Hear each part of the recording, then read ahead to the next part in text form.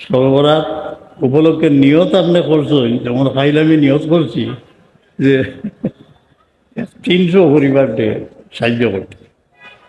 যখন আল্লাহর ব্যবস্থায় 1000 পরিবার কালকে গিয়া দিলুম, খানি দিমু।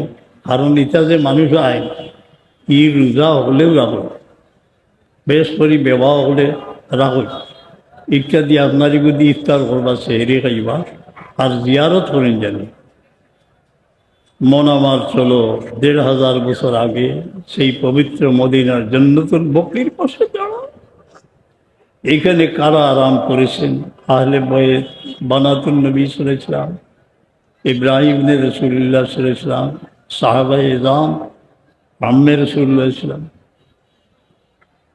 আয়েশা সিদ্দিকা রাদিয়াল্লাহু আনহা থেকে রিওয়ায়াত, এই লাইলাতে নিসফে শাবান হুজুর পাক সাল্লাল্লাহু আলাইহি ওয়াসাল্লাম তশরিফ নিয়ে জিয়ারত করছে এবং জিয়ারত করেন জানি। জিয়ারত জোর এটা মৌতের ইয়াদ করাই দিব। যেমন যে মন আমার এখানে গহীন রাতে কোথায় আসিয়া দাঁড়াইলাম, নিজুম নিরালা করেছে। মাঝে মধ্যে যেমন আম্মার আম্মা আপনজন, তাদের কবরের উপরে কিছু গাছ আছে, শিশির বর্ষিত হয়েছে, মনে হচ্ছে প্রতিটি পাতা যেন কাটতেছে। এই দিনে নয়নের জল বারবার মুছে তাদের উদ্দেশ্যে সালাম পেশ করলাম, কিছু পড়াশোনা করলাম এবং আল্লাহর দরবারে দোয়া করলাম।